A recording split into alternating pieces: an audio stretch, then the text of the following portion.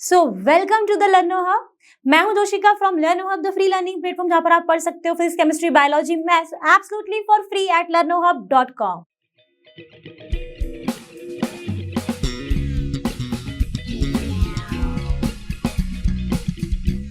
तो आज हम फिर से अपना वही सीरीज डिस्कस कर रहे हैं जिसका नाम है previous year question paper solution series. और आज हम डिस्कस करने वाले हैं PYQ सीरीज क्लास 12th का CBSE फिजिक्स 2019 का पेपर, जिसमें हम देखेंगे आज सेट 3, जिसके हम सारे ही सबसेट के क्वेश्चंस भी आज ही के सेट में इंक्लूड कर लेंगे। यानी हम सेट 3 के सबसेट 1, सबसेट 2, सबसेट 3 के सारे क्वेश्चंस हम डिस्कस करेंगे। जो क्वेश्चंस थोड़े डिफरेंट थे उनको इंक्लूड कर लिया गया है। तो क्या आप एक्साइटेड हैं? क्योंकि आपको पता ही है कि जो हमारे प्रीवियस ईयर क्वेश्चन पेपर्स होते हैं वो कितना ही इंपॉर्टेंट होते हैं हमारे बोर्ड एग्जामिनेशन के लिए, क्योंकि इनसे हमें मालूम पड़ता है कि किस तरीके का बोर्ड का जो पेपर है वो किस तरीके का आता है, किस तरीके के क्वेश्चंस वो पूछते हैं और किस तरीके के वो पूछ सकते हैं। ये थोड़े थोड़े आइडिया मिल जाते हैं। तो आप एक्साइटेड तो होंगे ही। तो विदाउट गेटिंग एनी डिले चलो स्टार्ट करते हैं और डिस्कस करते हैं आज का पेपर। तो चलिए बात कर लेते हैं फटाफट से क्वेश्चन नंबर 20 की according to the set 3 of 2019 paper. इस क्वेश्चन में बोला कि कन्वर्जिंग बीम आ रही है लाइट की, ट्रेवल कहाँ से कर रही है? एयर से ट्रेवल कर रही है। तो ये देखो, ये बीम आ रही है, कहाँ से आएगी? इन्फिनिटी से आएगी। कन्वर्ज हो रही है कहाँ पर? एक पॉइंट बी पर, जो कि आपका ये दिख रहा है आपको। तो ये जो बीम आई ये कन्वर्ज हो गई पॉइंट बी पे, जैसा आपको फिगर में दिख रहा है। फिर आपको ये जो ग्लास स्फीयर है इसका आपको रिफ्रैक्टिव इंडेक्स दिया गया है 1.5। और फिर बोला है कि इस ग्लास स्फीयर को हमने इंट्रोड्यूस्ड कर दिया है पाथ ऑफ द बीम के बीच में। बिल्कुल कर दिया, देखो बीम के पाथ ही है, इसके बीच में कर दिया है। हमें एक new position of the image बतानी है और रे डायग्राम को बताना है इमेज फॉर्मेशन का। ठीक है, तो इसमें बोला गया है कि अगर हम यहाँ पे अज्यूम कर लें कि एक प्लेन हमारा ये है और एक प्लेन हमारा ये है। क्यों अज्यूम कर लिया है? क्योंकि एक इस वाले प्लेन के लिए जो बीम ऑफ लाइट है वो हमारी एयर टू ग्लास गई है और इस वाले प्लेन के लिए ग्लास टू एयर गई है। तो यहाँ पर दो बार रिफ्रैक्शन हो रहा होगा, यानी दो इमेज फॉर्म्ड होंगी। क्यों होंगी? एक बार इस प्लेन के लिए जो कि हमारी इंटरमीडिएट इमेज कह सकते हैं, और इस प्लेन के लिए से हम जब निकालेंगे तो हमें एक फाइनल इमेज फॉर्मेशन मिल जाएगा। ठीक है, बात हो गई? कोई बात नहीं, चलो हो गया।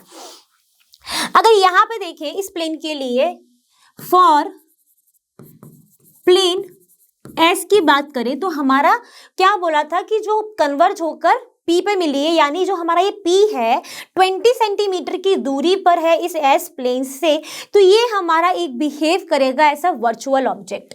तो मैं बोल सकती हूँ पॉइंट पी कैसा बिहेव कर रहा है? वर्चुअल ऑब्जेक्ट की तरह बिहेव कर रहा है। यानी यू हो गया, क्योंकि मेरा ये राइट हैंड साइड है तो 20 सेंटीमीटर। अब इस स्फीयर का मुझे जो डायमीटर है वो 10 सेंटीमीटर दिया है, तो रेडियस कितनी हो जाएगी भैया? रेडियस ऑफ कर्वेचर कैसे निकालोगे? इसका just half, that is 5 centimetre. इतनी बात भी हो गई।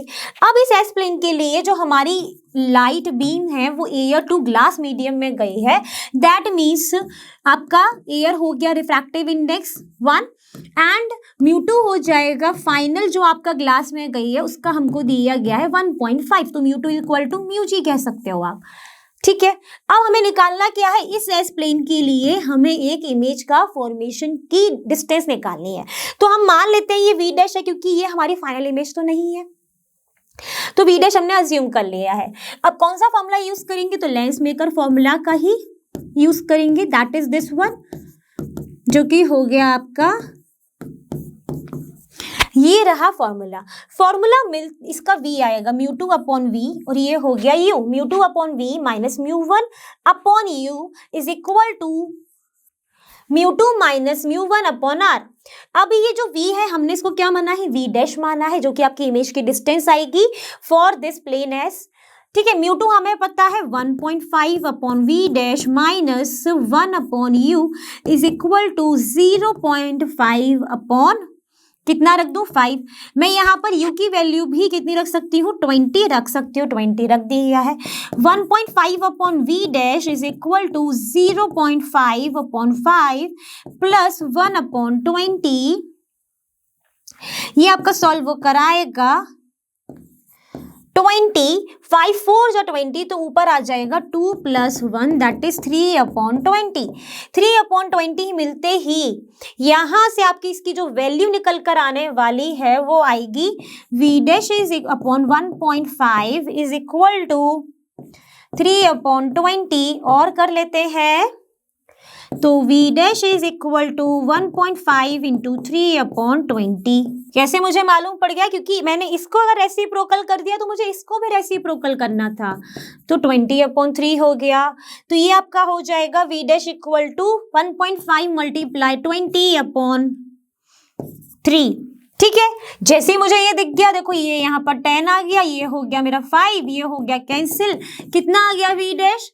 10 सेंटीमीटर मेरी आ गई v डैश की वैल्यू। यानी इस प्लेन के लिए कहां पर इमेज फॉर्म्ड हुई? 10 सेंटीमीटर दूरी पर। ठीक है, इस प्लेन के लिए 10 सेंटीमीटर दूरी पर, यानी कन्वर्ज होके कहां पर फॉर्म हो गई? जितना इस डायमीटर था वहीं पर फॉर्म हो गई, इस एस डैश पर। तो यहाँ पर मेरा क्या आ गया? इस प्लेन के लिए इमेज डिस्टेंस आ गई towards the right of this plane. ठीक है, v डैश भी निकल आया। अभी तक तो मेरी फाइनल इमेज तो नहीं आई, क्योंकि मैंने बोला था हमें दोनों प्लेन के लिए निकालना है। अब बात किसकी करनी पड़ेगी? इस एस डैश प्लेन की करनी पड़ेगी। तो चलिए उसको देखते हैं। ठीक, मैंने अभी आपको बोला आप किसकी बात करेंगे? For the plane S dash. अब एस डैश प्लेन के लिए क्या सिचुएशन होगी कि अब जो हमारी बीम है वो कहाँ से जाएगी? ग्लास टू एयर जाएगी। यानी अब जो हमारा μ1 है वो क्या होगा? ग्लास, दैट इज 1.5, एंड जो मेरा μ2 है वो अब हो जाएगा एयर, क्योंकि एयर से ग्लास से बाहर की तरफ कहाँ जा रही है? एयर की तरफ जा रही है, इसीलिए दैट इज योर 1। ठीक है, अब क्योंकि इस एस प्लेन के लिए जो मेरी इमेज डिस्टेंस थी वो मेरी 10 सेंटीमीटर है, वो इस प्लेन के लिए क्या बिहेव करेगी? एज अ ऑब्जेक्ट बिहेव करेगी, है ना। तो यहाँ पर अगर आप ऑब्जेक्ट की डिस्टेंस देखो तो देखो डायमीटर भी 10 सेंटीमीटर है और ये भी 10 सेंटीमीटर है। तो यानी इस एस डैश के लिए इसी पर रखा हुआ है ऑब्जेक्ट, यानी यू क्या हो गया मेरा? यू क्या हो गया मेरा? समझो बात को, ऑब्जेक्ट डिस्टेंस होती है ना, और यहाँ पर इसका ऑब्जेक्ट डिस्टेंस क्या होगा? जो मेरे पहले वाले के लिए इमेज फॉर्म्ड हुई है वो इस वाले प्लेन के लिए ऑब्जेक्ट की तरह बिहेव करेगी, लेकिन वो तो रखा इसी पर ही है ना। कितनी दूरी पर आया? 10 सेंटीमीटर दूरी पर आया था। 10 - 10 कर दोगे कितना हो गया? 0 हो गया। तो मेरा u जो है वो 0 सेंटीमीटर हो गया। ठीक है, अब अगर बात करें रेडियस ऑफ कर्वेचर की, तो क्योंकि यहां पर अगर इस प्लेन की बात करोगे तो इसके लेफ्ट हैंड तरफ मेरा बनेगा रेडियस ऑफ कर्वेचर, तो इस तरफ के लिए मैं क्या साइन कन्वेंशन लेती हूँ? नेगेटिव लेती हूँ। तो ये हो जाएगा -5 सेंटीमीटर। और मुझे अब निकालना क्या है? v निकालना है, that is your final image distance, है ना, यही निकालना है आपको। इतनी बात भी हो गई क्लियर। चलो ठीक है, अब क्या करेंगे? फॉर्मूला लगाएंगे जो हमने पहले लगाया था इस एस प्लेन के लिए, that is your μ2/v minus μ1/u is equal to μ2 minus μ1/r। ठीक है, सारा जो लॉजिक है ना वो सब्जेक्ट डिस्टेंस पे था। समझने वाली बात थी कि 10 सेंटीमीटर दूरी पर रखा था ऑब्जेक्ट, वो तो है ही एस डैश पर ही ना, तो डिस्टेंस क्या हो जाएगा ऑब्जेक्ट का? 0 हो जाएगा। ठीक, μ2 क्या है मेरा? अब एयर है, v तो मेरा है ही नहीं। μ1 क्या है मेरा? 1.5 है। u क्या है? 0 है, इक्वल टू 1 माइनस 1.5 अपॉन -5। ठीक, यहाँ पर अगर मैं देखूं तो ये तो क्या हो जाएगा? इन्फिनिटी हो जाएगा। और यहाँ पर भी अगर देखूं तो क्या आएगा? -0.5 अपॉन -5। ये हो गया कैंसिल, एक 10 बचा, ये हो गया क्या? कैंसिल हो गया। ठीक है, अब यहाँ से मेरा क्या निकल कर आएगा? 1/v minus infinity. इन्फिनिटी कैसे हो गया? 1/0 इज व्हाट? इन्फिनिटी। तो कुछ भी 0 के अगर अब डिनोमिनेटर में 0 है तो वो इन्फिनिटी के बराबर होता है। यहाँ बचा मेरा 1/10। 1/v is equal to 1/10 plus infinity. अब बताओ भाई, इन्फिनिटी खुद इतना बड़ा है कि उसके सामने 1/10 किया है, तो उसमें कुछ भी ऐड करो that is equal to infinity. तो ये इन्फिनिटी, v क्या आ जाएगा फिर मेरा? 0। कैसे आ गया 0? जल्दी बता दो। ये 1/v is infinity, then v equal to what? 1/infinity, that is equal to zero. 1/50 क्या होता है? जीरो होता है। यानी अब कहने का मतलब ये हो गया कि यहाँ पर u भी जीरो, v भी जीरो इस एस डैश प्लेन के लिए, यानी यहाँ पर रिफ्रैक्शन हुआ ही नहीं। यानी अब जो ऑब्जेक्ट की डिस्टेंस है वो कहाँ रही? इमेज डिस्टेंस कहाँ पर आई? 0 सेंटीमीटर की दूरी पर आई है। तो आप बोल दोगे फाइनल इमेज भी कहाँ बनी आपकी इसके लिए? 0 सेंटीमीटर की दूरी पर ही बनी है। यानी कुछ आप रे भी नहीं दिखा सकते हो। तो मैंने जो ये ग्रीन लाइन बनाई ये भी नहीं ड्रॉ करोगे, यानी इस प्लेन के लिए u भी 0 सेंटीमीटर, v भी 0 सेंटीमीटर।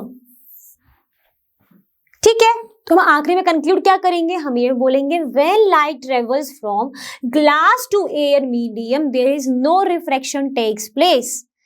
ठीक है, हो गई बात, इमेज भी हो गया, सब कुछ हो गया, फाइनल इमेज भी बता दी। That means the question is going to be done. ठीक है, अब देखते हैं नेक्स्ट क्वेश्चन। तो चलिए बात कर लेते हैं क्वेश्चन नंबर 20 के जो और पोर्शन में क्वेश्चन आया था उसकी। इसमें बोला गया है कि point O marked on the surface of a glass sphere. So this is your glass sphere. In this point O is already marked. जिसका डायमीटर कितना है इसका ग्लास स्फीयर का? That is your 20 centimetre. इसको इस पॉइंट O को हम देख रहे हैं डायरेक्टली अपोजिट पॉइंट जो लोकेटेड है वहां से। दैट मीन इसके डायरेक्टली कौन सा अपोजिट है? ये वाला पॉइंट है। मतलब इसको हम कहां से देखेंगे? इस पॉइंट O को इस वाले पॉइंट से हम देख रहे हैं इसको। Now the refractive index of the sphere, glass sphere is 1.5. Find the position of the image formed. Also draw the ray diagram for the image formation. ठीक है भाई, कर लेते हैं ये भी। अब यहाँ पर हम देख रहे हैं कि बाहर तो इसमें होगा एयर। ठीक है, एयर टू ग्लास जाना है। ठीक है, यहां से अगर हम देखें तो यहां से जब बीम गई होगी कुछ इस तरीके से, ये आपका क्या है? सेंटर। तो ये क्या हुई होगी? क्या हुई होगी? बताओ जल्दी से, कैसे जाएगी ये? तो आपका जवाब आएगा मैम ऐसे चली जाएगी। अब हम अगर देखें तो ये जो इमेज है ना ये डाइवर्जिंग ही रहने वाली है। ये कभी भी ना किसी भी पॉइंट पर जाके मिलेगी नहीं। इसका मतलब इसको हमें कहाँ एक्सटेंड करना पड़ेगा? यहां पर एक्सटेंड करेंगे। मान लेते हैं ये पॉइंट आपका O डैश हो गया। यानी इमेज जो फॉर्म होगी वो कहीं इस तरफ ही होनी चाहिए, है ना? ये भी बात हो गई। अब अगर इस पॉइंट O को हम देख रहे हैं इस पॉइंट P से, तो हमें दिखेगा इस पॉइंट P से कि हमारा जो ऑब्जेक्ट है ना वो कहाँ रखा है? इस पॉइंट O पर रखा है। यानी जो मेरा U है यहां से मैं देखूं तो किस तरफ आ रहा है? Left hand side. That means -20 centimetre है ना? यही देखिएगा U कहाँ लोकेटेड है? -20 सेंटीमीटर की दूरी पर लोकेटेड है। अब डायमीटर भी मेरे को 20 सेंटीमीटर दिया है, यानी R कितना निकल जाएगा मेरा? तो R आप कहोगे तो डायमीटर भी किस तरफ दिख रहा है? किस तरफ दिख रहा है? Left hand side. यहां से देख रहे हो तो रेडियस ऑफ कर्वेचर क्या हो जाएगा? डायमीटर का just half. That means -10 centimetre. अब और यहाँ पर जो मेरा लाइट जा रही है, जो बीम हमने देखी है वो ग्लास टू एयर जा रही है। दैट मीन्स μ1 जो होगा वो मेरा ग्लास का होगा, दैट इज योर 1.5, एंड μ2 जो होगा वो एयर का होगा, दैट इज योर 1। ठीक है, कौन सा फॉर्मूला यूज करें यार? थोड़ी देर पहले भी यूज किया था, वही फॉर्मूला यूज करने वाले हैं। That μ2 upon v minus μ1 upon u is equal to μ2 minus μ1 upon r। ठीक है, ये भी बात हो गई। μ2 क्या है, μ1 क्या है, v हमको निकालना है, u हमें गिवन है, r हमको गिवन है। ठीक है, अब देखो μ2 की जगह पे क्या रखूंगी? 1 अपॉन v माइनस 1.5, u कितना है मेरा? -20 is equal to μ2 minus μ1। That means 1 minus 1.5 upon r कितना है? -10। ये 1 upon v minus 1.5 minus 20 is equal to 0.5 negative -10। ये तो हो गया cancel. 1 upon v plus 1.5 upon 20 is equal to 0.5 upon 10। ये तो हो गया 10 इधर, ये कितना हो गया 2। यहां से भी अगर देखो 1 upon v is equal to 1 upon 20 minus 1.5 upon 20। ठीक है, और हम कर दे तो 20 और यहां पर हो जाएगा 1 माइनस 1.5। क्या निकल कर आएगा यहां से? आप कहोगे -0.5 upon 20, that is going to be this one, that is -1 upon 40. What is this? 1 upon v. v कितना हो गया? -40 सेंटीमीटर। बी कितना निकल आया हमारा -40 सेंटीमीटर। कैलकुलेशन आपके सामने ही की है मैंने। तो कहने का मतलब क्या हो गया, इस पॉइंट पी से कितनी दूरी पर इमेज फॉर्म्ड हुई, यहां पर फॉर्म्ड हुई। कि किस तरफ है, नेगेटिव साइन है तो किस तरफ हो गई, लेफ्ट हैंड साइड पर मेरी इमेज फॉर्म्ड हुई 40 सेंटीमीटर की दूरी पर। यानी हमने इमेज फॉर्मेशन निकाल लिया, इमेज डिस्टेंस निकाल लिया, रे डायग्राम भी बना दिया। दैट मीन्स क्वेश्चन पूरा हो गया है सॉल्व। अब देखते हैं नेक्स्ट क्वेश्चन। तो चलिए बात करते हैं क्वेश्चन नंबर 23 की, जिसमें बोला गया है कि ए में right the table of the logic gates marked P and Q of the in the given circuit. फिर पूछा गया है सेकंड में आपको पूरा सर्किट की टेबल लिखनी है। अब ये जो क्वेश्चन है ना, ये बहुत ही सिंपल क्वेश्चन में आता है, 3 मार्क्स में पूछा गया है, क्योंकि इस चैप्टर में, जिस चैप्टर से ये आया है, उसमें आपके डायोड्स और रेक्टिफायर्स और ये गेट्स ही हैं। तो that is a very important thing for that chapter की, और ये काफी सिंपल भी है अगर किसी ने इसको अच्छे से पढ़ा है तो। ठीक है, अगर हम बात करें सिर्फ P की, तो P जो सर्किट है हमारा वो कुछ इस तरीके का है। दैट मीन्स वो एक हमारा नॉट गेट है। नॉट गेट की अगर सर्किट हम बनाए तो ए वाई वो कैसे बिहेव करता है, इन्वर्टर की तरह बिहेव करता है। 0 का देगा वो 1, 1 का देगा वो 0। That is your not gate. ठीक है, टेबल हो गई नॉट गेट की, यही पड़ी है। क्योंकि अगर बात करें तो क्यू जो सर्किट है वो हमारा क्या है, एक इस तरीके का सर्किट है जिसको हम बोलते हैं और नॉर गेट। और कैसा होता है, जब हमारा ये डॉट साइन नहीं होता है तो वो हमारा सर्किट होता है। और ये है हमारा नॉर, मतलब और प्लस नॉट बिकम नॉर। इसकी अगर हम तो टेबल लिखे हम मान लेते हैं, अभी हम सर्किट की बात नहीं कर रहे हैं, तो इसके लिए भी 2 हमने इनपुट है, यहाँ पर दोनों के नाम दे दिए ए एंड बी। अभी सर्किट पे मत बोलना कि ए एंड बी ये है, हम सेपरेट टेबल लिख रहे हैं, इसलिए मैं इस तरीके से लिख रही हूँ। तो यहाँ पर टेबल होगी कुछ इस तरीके की, 0 0 0 1 1 0 1 1। ठीक है, 0 0 पर नॉर गेट में होता है क्या, 1, ये 0, ये 0 0। अब ये मेरे को कैसे पता कि मेरे को ये कैसे मालूम, क्योंकि मैंने इसको समझा हुआ है इस तरीके से। हम और गेट की बात करें, और गेट कैसा था हमारा, कुछ इस तरीके से होता है ना। इस और गेट में जब हम तो टेबल को बनाते हैं, अगर मैं इसकी भी बनाऊं तो कुछ इस तरीके से, पहले तो मैं अपने इनपुट्स लिख देती हूँ, है ना। ये जो और गेट है ये हमारा बिहेव करता है एक एडिशन के टाइप का, मतलब इसमें जो आपके इनपुट है वो ऐड होते हैं। तो 0 0 पे 0 मिलता है, 0 1 पर 1 मिलेगा, 1 0 पर भी 1 मिलेगा, 1 1 पर 1 मिलता है। अब इसके आगे आपको जाने की जरूरत नहीं कि कैरी फॉरवर्ड होती है, सब चीजें अभी आपके में है नहीं। वो चीजें काम आती है जब आप फ्लिप फ्लॉप पढ़ते हो, तो यहाँ पर वो चीजों की जरूरत नहीं है। तो कुछ इस तरीके का होता है। अब इसी को हमें क्या कर देते हैं, एक नॉट से कनेक्ट कर देते हैं, तो इसकी जो वैल्यू है वो जस्ट इन्वर्ट हो जाती है। देखो इन्वर्ट होकर आई, 0 का 1, 1 का 0, 1 का 0, 1 का 0। अब शायद से आपको थोड़ा याद रहे, अगर आपको और का पता है टेबल, तो आपको नॉर का टेबल बनाने में कोई तकलीफ नहीं होनी चाहिए। ठीक है, इतनी बात हो गई। अब अगर हम बात करते हैं इस पूरे सर्किट को एक साथ देखें, अभी तो अलग अलग देखा, साथ में देख लेते हैं। अगर आप साथ में देखने जा रहे हो, सेकंड में पूछा है, तो आपको यहाँ पर एक आपको क्या निकालना पड़ेगा, इसका आउटपुट आप मान लो ये है y1। ठीक है, चलो करते हैं।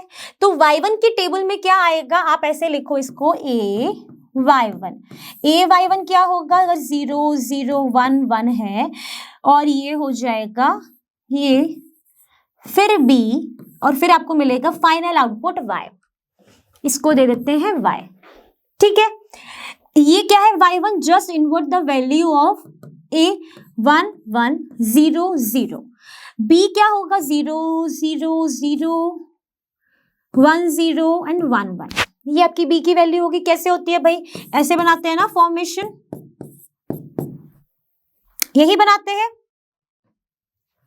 तो यहाँ पर क्या हो जाएगा, 1 1 0 0 0 1 1 0 1 1। ठीक है, बी की भी हो गई। y हमको चाहिए, तो y क्या है, इन दोनों का, ये दोनों कैसे बिहेव करेंगे, इनपुट की तरह बिहेव करेंगे। देखो अब क्या इनपुट हो गया, a नहीं रहा, a की जगह पर y1 हो गया और b हो गया, मतलब अब सर्किट हो गया y1 b, और फिर है आपका नॉर। अभी थोड़ी देर पहले ही नॉर की टेबल बनाई थी हमने, तो अगर आप चाहो तो उससे भी बना सकते हो। तो 0 0 पर क्या आएगा, ये देखो 1 जीरो। अगर आपने यहाँ गलती कर दी, आपने ए एंड बी को ले लिया इनपुट, तो आपने थोड़ी देर पहले जो बनाई थी वही निकल आएगी। अब इसको भूल जाओ, अब इस वाले को हम नहीं देखेंगे, ठीक है, इसको हमने हटा दिया। अब हमारे लिए ये दो इनपुट है, तो 1 0 पर क्या देता है हमारा नॉर गेट? 1 0 पर आपको देगा 0, ठीक है। 1 1 पे क्या देगा? 1 की 0। तो आप कहोगे मैम 0 देगा, क्यों देगा 0? क्योंकि हम ऐड करते हैं तब वहां 1 आता है, यहाँ पर तो नहीं कर रहे हैं। 0 0 पर 1 हो जाएगा, 0 1 पर 0 हो जाएगा। So this is your final truth table for this circuit. अब यहाँ पर कंफ्यूज्ड मत होना इनके ये वाले इनपुट को देखकर, क्योंकि अगर आपने और वाली टेबल अच्छे से समझ ली, जहां पर क्या हो रहा था, हम एडिशन करते हैं तो 0 0 is 0, 0 1 is 1, 1 0 is 1 and 1 1 is 1। उसका just invert is your NOR gate. NOR gate में क्या होगा? 1 0, अगर 1 हो रहा है तो उसका इन्वर्ट कर दो 0, 1 1 1 हो रहा है तो उसका इन्वर्ट कर दो 0, 0 0 0 हो रहा है उसका इन्वर्ट कर दिया 1, 0 1 क्या हो रहा है? 1 हो रहा है तो उसका इन्वर्ट कर दिया 0। That is your final answer. Done. गलती मत करना, गलती सिर्फ यहाँ पर इन्हीं को निकालने में हो जाती है, क्योंकि हम कंफ्यूज हो जाते हैं कौन सा इनपुट कौन सा आउटपुट, ये सब। तुम आपको दिमाग में बहुत ही पेशेंस के साथ में ये क्वेश्चन सॉल्व करने, क्योंकि इसमें मार्क्स मिलने के भी पूरे चांसेस है और मार्क्स कटने के भी पूरे चांसेस है। ओके, चलो देखते हैं नेक्स्ट वन। अब उसी 23rd में उसके ए पोर्शन में थे 2 पार्ट, इसके बी पोर्शन में पूछा गया है कि why are NOR gates considered as universal gate? Because it performs all kinds of operations, ठीक है, it performs all kinds of operation, like ये एंड गेट की तरह भी बन सकता है, ये और गेट की भी तरह बन सकता है, ये नैंड गेट की तरह भी बन सकता है, bye connecting so many nor. ठीक है, अगर आपने कभी जब आगे के पढ़ोगे तो आप देखोगे कि 3 अगर नॉर कनेक्ट करते हो तो कुछ और बन जाता है, तो इस तरीके की चीजें ये कर सकता है। तो NOR and NAND will behave as a universal gate, ठीक है, because they performed various kind of operations. All logic gates of performance ये कर सकते हैं, लाइक एंड आप कर सकते हो, और ये सारी काइंड के परफॉर्मेंस ये कर सकते हैं। ठीक है, बात हो गई। चलो देखते हैं नेक्स्ट वन। तो चलिए बात करते हैं क्वेश्चन नंबर 25 के ए पोर्शन की, जिसमें बोला है कि state and explain the law used to determine magnetic field at a point due to current element. Derive the expression for the magnetic field due to a circular current carrying loop of radius r at its centre. ठीक है, तो हमारा कौन सा law होता है जब हम कैलकुलेट करते हैं करंट एलिमेंट के लिए मैग्नेटिक फील्ड? करंट एलिमेंट कुछ इस तरीके से आपने पढ़ा होगा, ठीक है, ये रहा करंट कैरिंग एलिमेंट। इसमें कि स्मॉल फ्रेगमेंट अगर हम देखें dl, तो इस एट अ डिस्टेंस इस पॉइंट P पे इस करंट एलिमेंट के कारण एट अ डिस्टेंस r, कौन सा लॉ यूज करते थे? तो आप बोलोगे मैम बायोट सेवर्ट लॉ। क्या बोलता था ये कि that magnetic field is directly proportional to current element and vector product of dl and position vector upon r cube, है ना। और जब आप इसका प्रोपोर्शनलिटी हटाते हो तो यहाँ पर आता है constant, that mu not upon 4 pi is the proportionality constant and it will become I D L sine theta upon R square, where theta is the angle between the D L and R. ठीक है, तो आप इसको अपने words में लिख दोगे अच्छे से। फिर क्या पूछा है कि derive the expression for the magnetic field due to circular current carrying loop of radius at its centre. तो अब क्या बोला, एक सर्कुलर करंट कैरिंग लूप है, सर्कुलर ये रहा, इसकी रेडियस है r, ठीक है, एंड यहाँ पर हम मान लेते हैं dl स्मॉल, पूरा अगर l है तो स्मॉल क्या होगा, dl होगा। इन दोनों के बीच में एंगल क्या बन रहा है, 90 डिग्री बन रहा है। अगर थीटा इक्वल टू 90 डिग्री हो गया, साइन 90 क्या हो जाएगा, 1 हो जाएगा।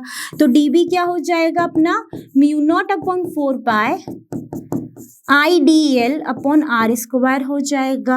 अब अगर टोटल नेट मैग्नेटिक फील्ड निकालोगे इसके लिए सेंटर पर, तो क्या हो जाएगी, b equal to integration of D B which is integration of mu not upon 4 pi I D L upon R square.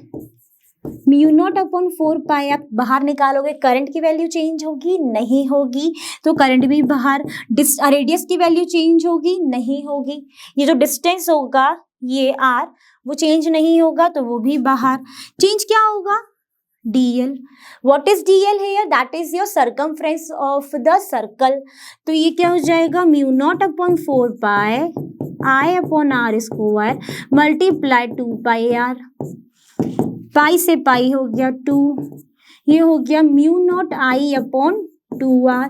तो क्या हमने कैलकुलेट कर लिया, हमने कैलकुलेट कर लिया magnetic field due to circular current carrying loop of radius r at its centre. Centre पे कितना होगा मैग्नेटिक फील्ड, ये होगा mu not I upon 2r होगा. बस आप इसको लिख दोगे. But the thing is very important thing कि आपको यहाँ पर स्टेटमेंट और उसको एक्सप्लेन करना है. मैंने तो यहाँ पे सिर्फ नाम लिख दिया है और सारा फॉर्मूला लिखा है. इसको आप स्टेटमेंट के वेज में भी लिखोगे, एक प्रॉपर फिगर बनाओगे. ठीक है, चलो. और जब आप इसका डेरिवेशन चालू करोगे तो वहां पर भी मेंशन करोगे कि consider circular loop of radius R, जिसमें आपने क्या माना है, consider DL be the small length fragment of circle. ठीक है, इस तरीके से चीजें वहां पर मेंशन करने के बाद ही पूरे पॉइंट्स मिलेंगे, एक एक स्टेप के मार्क्स होते हैं. डन. चलो अब देखते हैं अपना. अब हाँ, और आपको क्या लिखना है इसमें, यूनिट. मैग्नेटिक फील्ड की यूनिट क्या होती है, टेस्ला. टी लगाना नहीं भूलना. टी नहीं लगा पाए तो जी तो लगा ही देना, कुछ तो लगाना. ठीक है, चलो अब देखते हैं अपना नेक्स्ट क्वेश्चन. तो चलिए बात करते हैं क्वेश्चन नंबर 25 के बी पोर्शन की. इसमें बोला है कि a long wire with a small current carrying element of length 1 centimetre. Small current element of length है ना, तो ये डीएल आपको दिया है 1 सेंटीमीटर. इस placed at the origin and carries a current of 10 ampere along the x axis. तो ये रहा आपका एक्स एक्सिस. इसमें कितना करंट है आपका, आई इक्वल टू है 10 सेंटीमीटर. यहाँ पर जो लेंथ दिया है डीएल का that is 1 centimetre which is equal to 10⁻⁻² metre. फिर बोला है कि find out the magnitude and the direction of the magnetic field due to the element on the Y axis at a distance of 0.5 metre from it. मान लेते हैं कि यहाँ से यहाँ तक की जो डिस्टेंस आपको दी है वो 0.5 मीटर दी है और ये वाई एक्सिस पर है. ठीक है, मतलब ये क्या हो गया आपका, आर हो गया. यानी अगर आप गिवर पोर्शन में देखो तो आर आपको दिया है 0.5 मीटर, डीएल आपका हो गया 10⁻⁻² मीटर, आई आपको दिया है 10 एम्पियर, है ना. ठीक है, आपको क्या यूज करना पड़ेगा यहाँ पर, क्योंकि ये current small current carrying element है तो आप क्या यूज करोगे, बायो-सेवर्ट लॉ यूज करोगे. That is your mu not upon 4 pi I D L sine theta upon R square. ठीक है, ये वाला फॉर्मूला यूज करने वाले हो. आई आपको दिया है, डीएल आपको दिया है, थीटा क्या हो जाएगा, देखो थीटा क्या हो जाएगा, डीएल एंड इसके बीच में angle which is your 90 degree. ये अगर 90 डिग्री हो गया तो साइन थीटा क्या हो जाएगा, 1 हो जाएगा, वो भी हो गया. तो आप देखोगे इसकी वैल्यू होती है आपके पास 10⁻⁻7, आई है आपके पास 10, डीएल कितना है आपके पास 10⁻⁻2 एंड आर आपके पास है 0.5 इंटू 0.5 मतलब आर स्क्वायर था तो डबल बार लिख दिए. साइन थीटा 1 है तो इसलिए यहाँ पर मेंशन नहीं किया. ये पॉइंट यहाँ पर आ गया आपका 100. ठीक है, कोई दिक्कत नहीं. ये हो गया 20, ये हो गया 4. कितना बचेगा आपके पास, 4 मल्टीप्लाई 10⁻⁻9 10. ये हो गया 4 इंटू 10⁻⁻8. क्या निकल कर आया है आपका, ये मैग्नीट्यूड ऑफ मैग्नेटिक फील्ड. यानी इसकी वैल्यू किस में रहेगी, टेस्ला में रहेगी. ये भी बात हो गई. चलो ये भी हो गया. जैसे हमें मैग्नीट्यूड मिल गया उसके बाद पूछा क्या है कि मैग्नीट्यूड के बाद आपको डायरेक्शन निकालनी है किसकी, इस मैग्नेटिक फील्ड की. डायरेक्शन कैसे निकालेंगे, तो डायरेक्शन निकालने के लिए हम देख रहे हैं कि जो हमारा डीएल क्रॉस आर वेक्टर होता है ना, जो हमने स्टार्टिंग में पढ़ा था वेक्टर फॉर्म, है ना, तो उसके अगर अकॉर्डिंग हम देखें तो डीएल क्रॉस हो गया. डीएल हमारा हमें दिया है किसमें, एक्स डायरेक्शन में जिसका यूनिट वेक्टर होता है आई कैप. आर हमें दिया है हमारा वाई डायरेक्शन में जिसका यूनिट वेक्टर होता है j cap. And i cross j cap की वैल्यू कितनी होती है, इसके लिए आपको क्या पता होना चाहिए, ये क्लॉक वाइज रूल है ना. ये आई क्रॉस जे कैप इज के कैप, जे क्रॉस के कैप इज आई कैप, ये वाला आपने रूल पढ़ा था। तो इसकी वैल्यू कहाँ पर आ जाएगी, के कैप आ जाएगी। के कैप जैसे ही आ गई आप बोल दोगे कि ये जो magnitude direction of the magnetic field है वो कहाँ होगी, पॉजिटिव जेड एक्सिस पर होगी। ठीक है, ये भी बात हो गई। और आप चाहो तो राइट हैंड थंब रूल से भी निकाल सकते हो। कैसे, थंब को रखो करंट की डायरेक्शन में, तो ये कहाँ जा रहा है, अंदर की तरफ, और बाहर ऐसे निकलेगा तो मतलब जेड प्लेन पर आ रहा है। ठीक है, देखो अंदर की तरफ जा रहा है तो जेड प्लेन पर आ रहा है, इससे भी बता सकते हो। लेकिन अगर पॉजिटिव नेगेटिव देखना है तो पॉजिटिव जेड एक्सिस आप इस तरीके से बता सकते हो। यानी ये क्वेश्चन हो गया है डन डनाडन। आपको मिलेंगे पूरे 5 marks by solving A portion पूरा एंड बी पोर्शन। अब देखते हैं अपना नेक्स्ट क्वेश्चन। तो चलिए बात करते हैं क्वेश्चन नंबर 25 के ए पोर्शन की, जिसमें बोला गया है कि derive the expression for the magnetic field due to current carrying coil of radius R at a distance X from the centre along the x axis. ठीक है, तो हमने क्या करा, हमने एक करंट कैरिंग कॉइल बनाया जिसमें करंट फ्लो हो रहा है। यहाँ इसकी रेडियस कितनी है, r है। इसके x डिस्टेंस पर हमारा एक पॉइंट हम p अज्यूम कर लेते हैं। ठीक है, जहां पर हमें क्या निकालना है, हमें मैग्नेटिक फील्ड निकालना है। ठीक है, हमने अज्यूम कर लिया है। हम मान लेते हैं कि यहाँ से एक आपका कुछ dl होगा, तो इस पॉइंट से यहाँ तक ये डिस्टेंस अब हम अज्यूम कर लेते हैं कैपिटल R। ठीक है, अब हमें क्योंकि यहाँ पर मैग्नेटिक फील्ड निकालनी है वो भी एक्स एक्सिस पर, तो एक्स एक्सिस पर अगर हम मैग्नेटिक फील्ड यहाँ पर लें तो क्या होगी, यहाँ पर इसकी नेट मैग्नेटिक फील्ड इधर आनी चाहिए। ये हो गया, ये अगर हमने थीटा मान लिया तो नेट मैग्नेटिक फील्ड इधर है, ये हो जाएगा फिर dB cos थीटा और ये होगा आपका dB sin थीटा। ठीक है, चलो यहाँ तक की बात हो गई। इमेजिन कर सकते हैं कि ये सेम जो है वो नीचे की तरफ है, तो dB sin थीटा का जो कंपोनेंट है वो हमेशा ही कैंसिल हो जाएगा। ठीक है, तो अब हम यहाँ पर क्योंकि फॉर्मूला कौन सा यूज करने वाले हैं, Biot Savart law, which is dB equal to mu not upon 4 pi IDL sin theta upon R square. यहाँ पर ये जो R है ये क्या होती है, distance from the this distance to this point, ये कितना है, कैपिटल R है। तो इसको हम क्या लिखेंगे अब, mu naught upon 4 pi IDL upon R square. Sine theta मैंने क्यों गायब कर दिया, क्योंकि इस DL और R वेक्टर के बीच में कितनी डिस्टेंस, कितना एंगल होगा, 90 degree. If theta equal to 90 degree then sine theta will become 1, तो इसलिए यहां से इसको हटा दिया। अब अगर देखें इस R स्क्वायर की वैल्यू, अगर हम सिर्फ ये वाला ट्राइंगल कंसीडर करें तो ये R है, ये स्मॉल r है, ये x है। तो by the use of the Pythagoras theorem you can say that mu not upon 4 pi IDL और R स्क्वायर की वैल्यू क्या हो जाएगी, by the use of the Pythagoras theorem that is your R square plus x square. इतनी बात भी हो गई। हमें करना क्या है, हमें एक मैग्नेटिक फील्ड निकालनी है, वो भी एक्स एक्सिस के अलोंग। तो इसके एक्स एक्सिस में अगर आप देखोगे तो dB नेट की वैल्यू क्या होनी चाहिए, cos थीटा।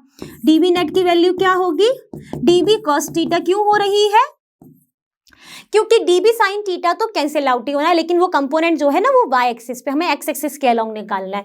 तो dB cos थीटा, dB की वैल्यू ऑलरेडी है हमारे पास। cos थीटा की वैल्यू क्या होगी, cos थीटा होता है हमारा आपका बेस अपॉन हाइपोटेनियस, है ना। अगर ये जो आप देख रहे हो, ये जो अगर थीटा है तो ये थीटा है, तो ये आपका बेस हुआ, ये हाइपोटेनियस हुआ, ये परपेंडिकुलर हो जाएगा। तो बेस क्या है हमारा, स्मॉल r, हाइपोटेनियस होगा R square plus x square का अंडर रूट। क्यों, क्योंकि R की वैल्यू होगी अकेले, इसीलिए। तो अब आप यहाँ पे रखोगे mu not upon 4 pi IDL R square plus x square multiply R upon under root R square plus x square.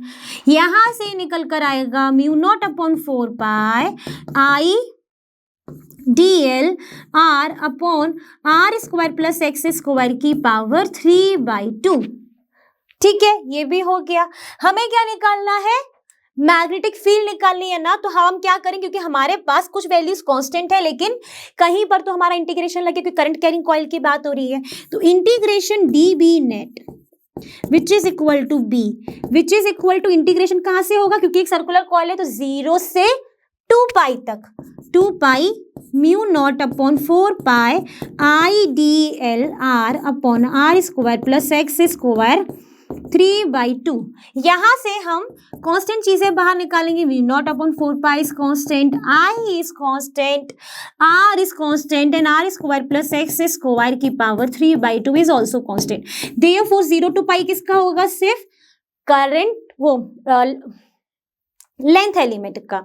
ठीक है, तो यहां से और डीएल करोगे तो 2πr आएगा। डायरेक्ट लिख देती हूँ, mu not upon 4 pi I R upon R square plus X square की पावर 3/2। यहां से आ जाएगा 2πr, ये आर पाई पाई ये 2 कैंसिल हो गया, ऊपर बचेगा mu not upon 2 I R square upon R square plus X square की पावर 3/2। ठीक है, तो ये आपका फाइनल फॉर्मूला आ गया। किसके लिए आ गया ये फॉर्मूला? आपका फॉर्मूला आया है कि magnetic field due to current carrying coil of radius R at a distance x from the centre along the y axis. तो y एक्सिस के अलोंग आपकी इतनी मैग्नेटिक फील्ड रहने वाली है। अब इसके लिए कंडीशंस लगा सकते हो कि सपोज आप कर सकते हो कि आप लिख दोगे r is much much greater than x। अगर r ग्रेटर हो गया तो x स्क्वायर की वैल्यू 0 हो जाएगी। तो यहां से आपका ये आंसर आएगा mu not I upon 2r which is your for centre की वैल्यू हो जाएगी, क्योंकि आपने x डिस्टेंस तो 0 हो गई। तो इस तरीके से भी यहाँ से और केसेस के लिए वैल्यू आ सकती है। ठीक है, तो क्वेश्चन हो गया है अपना डन। अब बढ़ते हैं नेक्स्ट क्वेश्चन पर। तो चलिए बात करते हैं क्वेश्चन नंबर 25 के ही बी पोर्शन की, जिसमें बोला है कि straight wire carrying current 5 ampere is bent into a semi circular arc. मतलब एक स्ट्रेट वायर था जिसको हमने बैंड करा है किस शेप में? एक आर्क के शेप में, वो भी semi circular, of radius 2 centimetre. तो आर हो गया है 2 सेंटीमीटर, ये है 5 ampere as shown in the figure. आपको मैग्नेटिक फील्ड निकालनी है, किस पे निकालनी है? Centre of the arc. ठीक है, क्वेश्चन काफी सिंपल रहेगा। क्यों रहेगा कि अगर हम इसकी बात करें तो ये करंट कैरिंग वायर था। अगर हम इसकी लेंथ लेते हैं dl, तो इसमें dl और I इधर ही है और इसका R भी आपका इधर ही है, स्ट्रेट वायर है। तो स्ट्रेट वायर के लिए हमेशा ही जो मैग्नेटिक फील्ड है वो 0 हो जाएगी according to the Biot Savart law, which is your dB is equal to mu not upon 4 pi I dl sine theta upon r square, where theta is the angle between the R and DL। तो आपका R भी इस direction में है, DL भी इस direction में, theta की वैल्यू 0, तो आपकी DB इज 0। तो मैग्नेटिक फील्ड 0 हो गई for the case of the straight wire.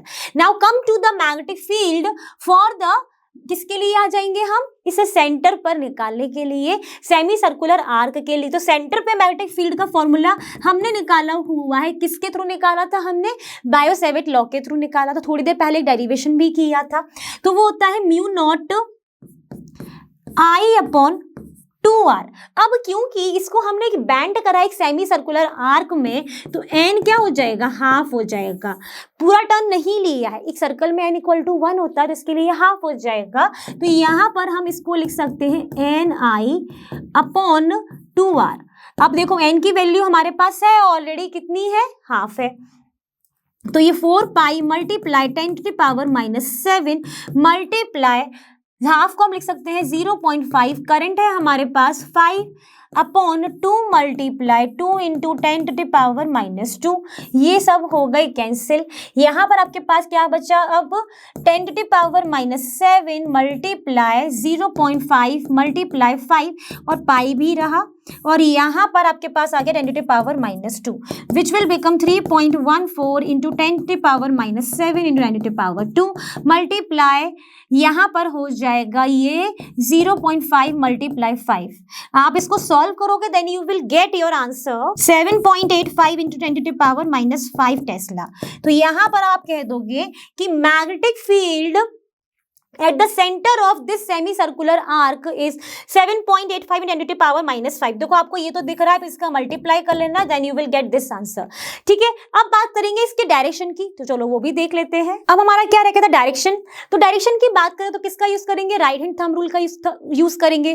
Thumb क्या शो करेगा? हमारा करंट की डायरेक्शन। फिंगर जहां पे कर्ल करेंगी वो क्या शो करेंगी? हमारी मैग्नेटिक फील्ड की डायरेक्शन। तो ये रहा मैग्नेटिक फील्ड कहाँ आ रही है आपकी, तो आप लिख दोगे मैग्नेटिक फील्ड की डायरेक्शन है इनसाइड द प्लेन। ठीक है, बस क्वेश्चन हो गया solve, direction is already done, magnitude भी हम निकाल चुके।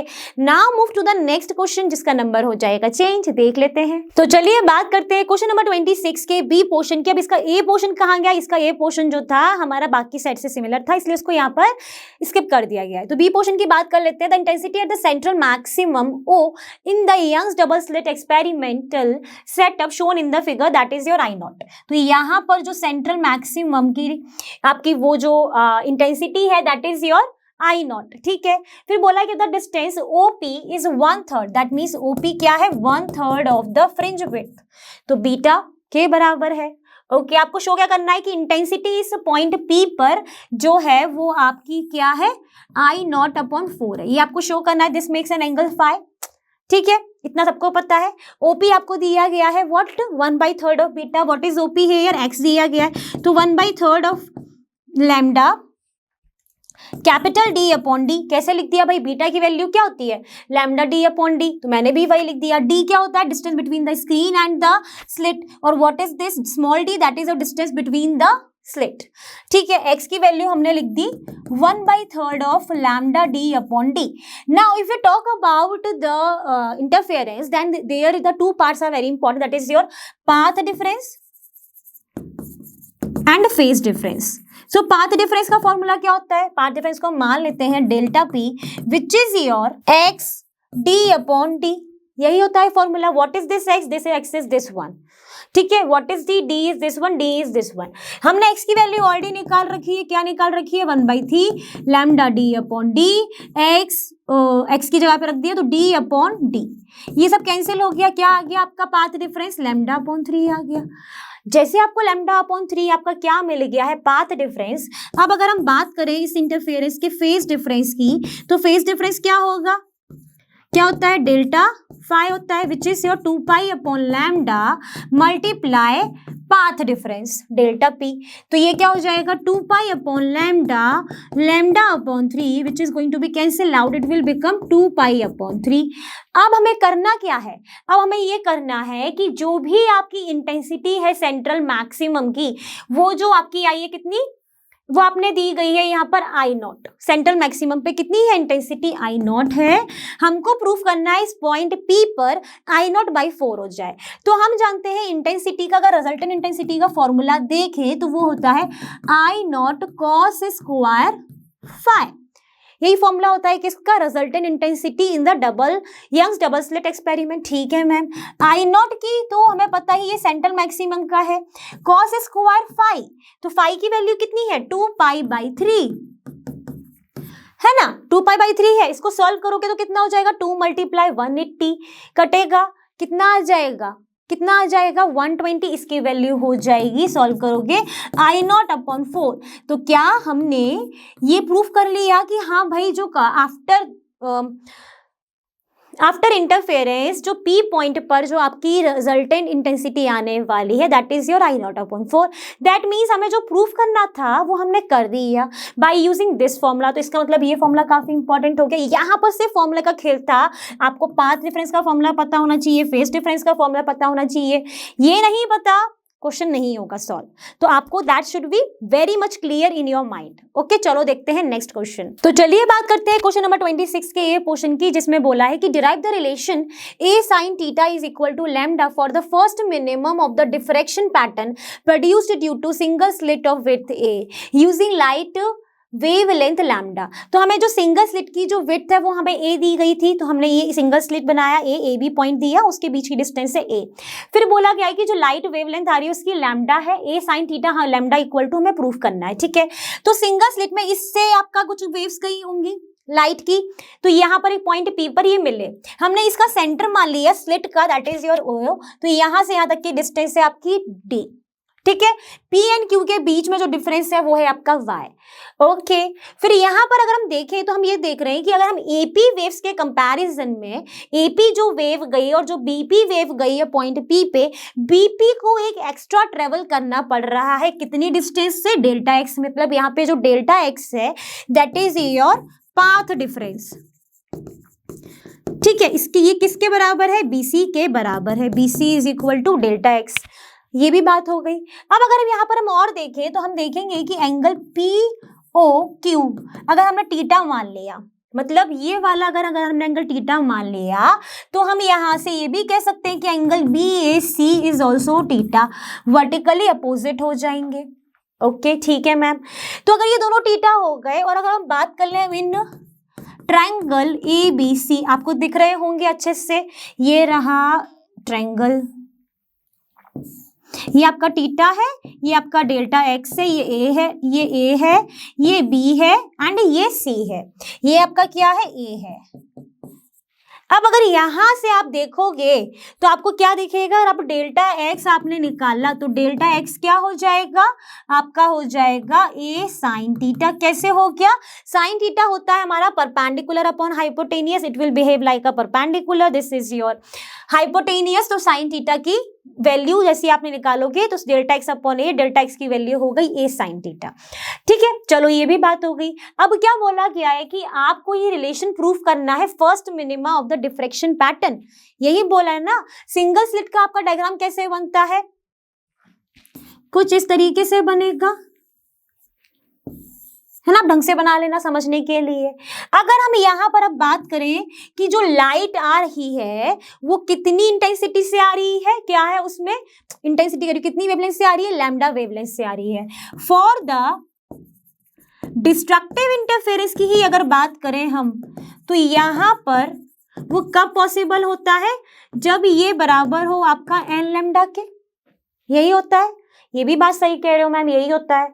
मतलब आपका जो पाथ डिफरेंस है that is equal to the N lambda, then the your interference should be destructive interference. अब ये जो एन की वैल्यू है ये +-1 +-2 एंड सो ऑन होती रहती है। ठीक है मैम, यहाँ पर बात की गई है सिर्फ फर्स्ट मिनिमा की, फिर फर्स्ट मिनिमम की डिफ्रैक्शन में, तो n = 1 रख देते हैं।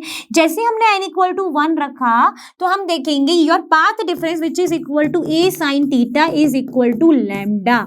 तो हमने देखा कि हमने ये रिलेशन प्रूफ करना था, वो तो हमारा प्रूफ हो गया, बट किस केस में हुआ है, डिस्ट्रक्टिव इंटरफेरेंस के केस में हमने ये प्रूफ कर लिया। इसका मतलब डेरिवेशन डन, क्वेश्चन डन। देखते हैं नेक्स्ट पार्ट। तो चलिए बात करते हैं क्वेश्चन नंबर 13 की। Question number 13 from the set 3 subset 2। ठीक है, इसमें बोला गया है कि in the circuit given below find the voltmeter reading across the 4 ohm resistor. ठीक है, तो हमें कहां पे निकालनी है अपनी रीडिंग, हमें निकालनी है यहां पर, इसकी हमें रीडिंग निकालनी है वोल्टमीटर की। ठीक है भाई, करते हैं सॉल्व। उसको सॉल्व करने से पहले हमारे पास एक इक्विवेलेंट रेजिस्टेंस होनी चाहिए, because we know that V = IR भैया फॉलो करता है। तो यहाँ पर ये जो R है इसमें से हम कौन सी R कंसीडर करेंगे, वी नेवर नो। तो हमें एक प्रॉपर सर्किट बनाना पड़ेगा जिसमें एक इक्विवेलेंट सर्किट हो। ठीक है, अब अगर यहाँ पे देखें तो हमें ये देखने को मिलेगा कि ये जो 3 रेजिस्टेंस है ये सीरीज में है। ठीक है, जैसे ये सीरीज में हो जाएंगी तो यहाँ पर RS आपका हो जाएगा 2 + 4 + 2। क्या होता है भाई सीरीज रेजिस्टेंस निकालने का, R1 + R2 + R3, हमने भी वही करा है। तो ये हो गया 8 ओम। जैसे ही 8 ओम आया तो अब हमारा जो इक्विवेलेंट सर्किट है वो कुछ बनेगा इस तरीके का।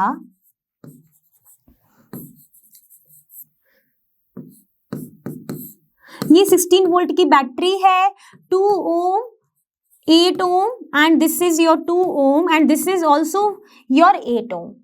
ठीक है, अभी हमने सर्किट बना लिया। फिर क्या करना है, फिर हमें यहाँ से देखने को मिल रहा है कि अब भाई ये दोनों तो पैरेलल में आ गए। जैसे ये पैरेलल में हो गए तो 1/RP इज इक्वल टू 1/8 + 1/8। कितना निकल कर आएगा, आप एलसीएम ले लो, 8 2, तो RP आपका आ जाएगा 4 ओम। अब RP आ गया 4 ओम, फिर से कनेक्ट कर दो, यहाँ पर आ गई आपकी सप्लाई 16 वोल्ट की 2 ओम, 4 ओम एंड 2 ओम। अब फिर से देखोगे तो ये क्या हो गया, एक आपका सीरीज में, तो ये आपका कितना निकल कर आएगा, 8 ओम निकल कर आएगा, क्योंकि सेम वैल्यू है लाइक दिस। तो अब आपका सर्किट हो गया 8 ohm and this will become 16 volt. अब यहाँ पर अगर आपने क्या निकालना चाहोगे, देखो वोल्टेज दिया है, 8 ओम रजिस्टर दी है, क्या निकल कर आएगा, करंट निकल कर आ जाएगा। आ जाएगा कि नहीं, बिल्कुल आ जाएगा। कैसे निकल आएगा, V = IR, तो I = हो जाएगा V/R which will become 16/8, that is your 2 ampere का करंट। जैसे ही मुझे 2 एम्पियर करंट मिला, मतलब यहाँ से मेरा 2 एम्पियर का करंट जा रहा है, ठीक है। अब ये 2 एम्पियर का करंट जब जा रहा था तो इसको पहले एक डिवाइड करना पड़ा अपने आप को। तो यहाँ पर कितनी रेजिस्टेंस थी, 8 ओम की रेजिस्टेंस, एंड ये भी कितनी है, 8 ओम की रेजिस्टेंस। अब क्योंकि सेम वैल्यू ऑफ रेजिस्टेंस है, यहाँ से 2 एम्पियर का करंट गया तो वो कितना डिवाइड हो जाएगा, इक्वली डिवाइड हो जाएगा, 1 एम्पियर एंड 1 एम्पियर डिवाइड होगा, क्योंकि यहाँ पर भी 8 ओम है, यहाँ पर भी 8 ओम है, कोई भी डिफरेंस नहीं है, ठीक है। और सप्लाई भी हमारी सेम है, ठीक है। तो 1 एम्पियर गया। जैसे ही यहाँ पे 1 एम्पियर करंट जा रहा है, 4 ओम की रेजिस्टेंस है, तो मैं यहाँ से कह दूंगी कि मेरी जो वोल्ट मीटर की रीडिंग है वो कितनी हो जाएगी, कितनी हो जाएगी बच्चों। इसके सामने कौन सी रेजिस्टेंस आ रही है, 4 ओम की। यहाँ पर आ रहा है I, V equal to I R आप लगा दोगे, 4 पहले 1 multiply 4 that is your 4 volt. तो आपकी वोल्ट मीटर की रीडिंग कितनी आ गई, यहाँ पे 4 वोल्ट आ गई, क्योंकि आपको इसके अक्रॉस निकालना था। यहाँ पे करंट चाहिए तो आपने करंट की वैल्यू निकाल ली, आपको मिल गई आपकी वोल्ट मीटर की reading, that is your 4 volt. यानी क्वेश्चन हो गया कंप्लीट। बढ़ जाते हैं आगे। तो चलिए बात करते हैं क्वेश्चन नंबर 17 की, जो कि आपका है सेट 3 सबसेट 3 से, in the circuit shown in the figure find the value of the current shown in the ammeter A. ठीक है, तो आपके पास फिगर दिया गया है। फिगर में क्या दिख रहा है आपको कि जो एमीटर कनेक्ट है वो आपका 6 ओम से कनेक्ट है। ठीक है, अगर आपने यहाँ पर आपको मानना पड़ेगा कि लेट द जो एमीटर है वो आपका एक आइडियल एमीटर है। वो क्या है, आइडियल है। अगर ये आइडियल हो जाएगा तो इसकी जो रेजिस्टेंस है उसको हम 0 मान सकते हैं। तो क्या मान सकते हैं, इसकी रेजिस्टेंस को हम 0 मान सकते हैं। यानी अब आप सर्किट को बना सकते हो कुछ इस तरीके से कि ये रहा 3 ओम, ये रहा 12 ओम, 3 ओम, 9 ओम, 6 ओम, 2 ohm and this is your 4 ओम, और यहां पर आपकी सप्लाई है 9 वोल्ट की। ठीक है, अब यहां से आप देखोगे तो आपको ये जो दोनों है ये आपको किस में दिखेंगे, सीरीज में दिखेंगे। सीरीज में दिखेंगे मतलब 4 + 2 हो गया 6। यानी अब आपका सर्किट कैसे बनेगा, 3 ओम, 9 ओम, 12 ओम, 6 ohm and this is your also 6 ओम। तो ये 6 ओम आपने इस तरीके से बना दिए, और यहाँ पर है आपका 9 वोल्ट। यहाँ से आपको देखिएगा कि ये दोनों अब पैरेलल में है, पैरेलल में हो गए। That means 1/RP is equal to 1/6 + 1/6 which will become 2/6, यानी आरपी की वैल्यू आ गई आपकी 3 ओम।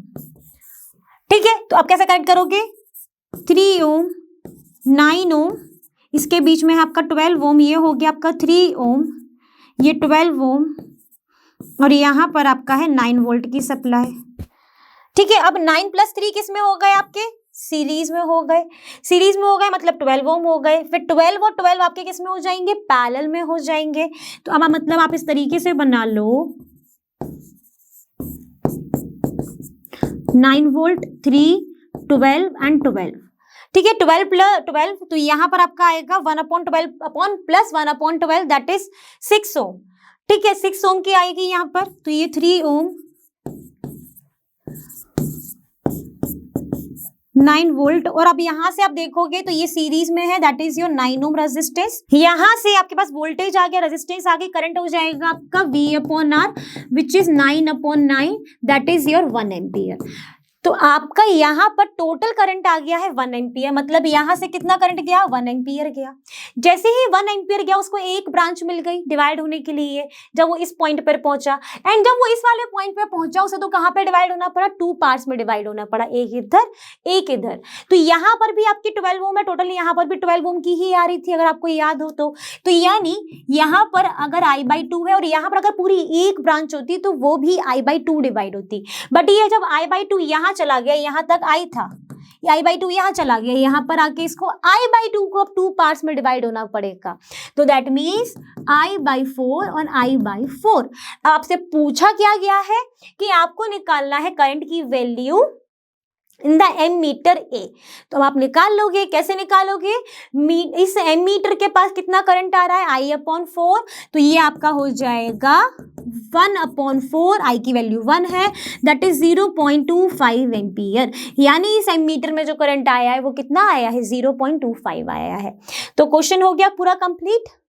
तो क्वेश्चन खत्म होते ही देखते हैं अपना नेक्स्ट। नहीं, अब नेक्स्ट तो नहीं है क्योंकि ये हमारे आज के सेशन का लास्ट क्वेश्चन था, ठीक है। तो आई थिंक हमने जितने भी क्वेश्चन सॉल्व किए आपने सबने अच्छे से किए हैं सॉल्व। कुछ कुछ क्वेश्चंस काफी थोड़े लेंदी हैं, तो उनको जब आप प्रैक्टिस करोगे तो देन यू विल सी कि आपको इतना लेंदी नहीं लगेंगे। Depends on your practice and depends your concept.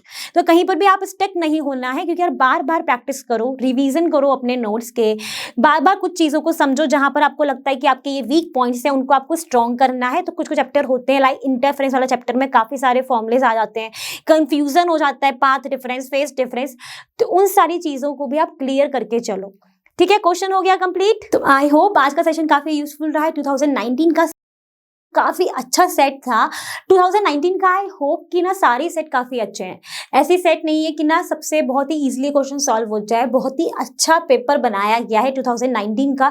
सबसे बड़ी बात, पांचों सेट डिफरेंट बनाए गए हैं, कहीं भी कोई क्वेश्चन ना रिपीट नहीं हुआ है, तो ये भी काफ़ी इंटरेस्टिंग सी बात है। तो आप उस हिसाब से अपनी तैयारी भी अच्छे से करो। हमें नहीं पता कि हमारे इस साल पेपर में क्या होने वाला है।